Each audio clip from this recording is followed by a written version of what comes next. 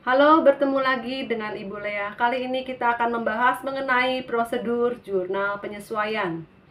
Penyesuaian berhubungan dengan pendapatan dan beban. Untuk pendekatan aktual, kita akan melihat dulu bagaimana pendapatan dicatat, yaitu pada saat pendapatan tersebut dihasilkan. Dan bagaimana beban dicatat, yaitu pada saat periode terjadinya beban tersebut.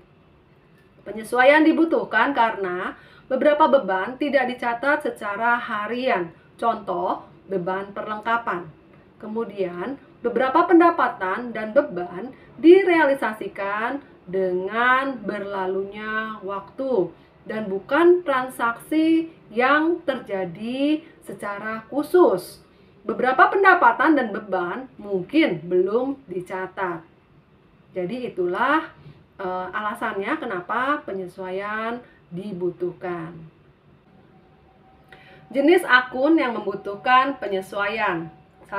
Beban dibayar di muka, deferral. 2. Pendapatan diterima di muka, deferral. 3. Pendapatan yang masih harus diterima, accrual. Keempat, beban yang masih harus dibayarkan, accrual. Kita akan lihat satu persatu. Beban dibayar di muka. Beban telah dibayar di muka, namun dimanfaatkan untuk beberapa periode yang akan datang. Contoh, iklan dibayar di muka, sewa dibayar di muka, dan asuransi dibayar di muka. Berikutnya, pendapatan diterima di muka. Pendapatan diterima di muka ini, penyerahannya yaitu berupa penyerahan jasa atau barang akan dilakukan di masa yang akan datang, tapi penerimaan pendapatan tersebut terjadi sekarang. Contoh, sewa diterima di muka. Berikutnya adalah pendapatan yang masih harus diterima. Pendapatan telah terjadi, namun hak perusahaan ini belum diterima, jadi tertunda. Mungkin akan dibayarkan di periode berikutnya. Oke, kemudian kita akan lanjut ke beban yang masih harus dibayar.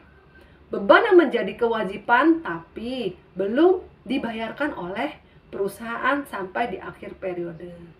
Jadi untuk pengakuan pendapatan yang masih harus diterima dan beban yang masih harus dibayarkan, ini sampai di akhir periode belum terjadi realisasinya. Jadi untuk pendapatan yang masih harus diterima itu kita belum mendapatkan bayaran realnya, sedangkan untuk beban yang masih harus dibayarkan sampai di akhir periode pun kita belum melakukan pembayarannya.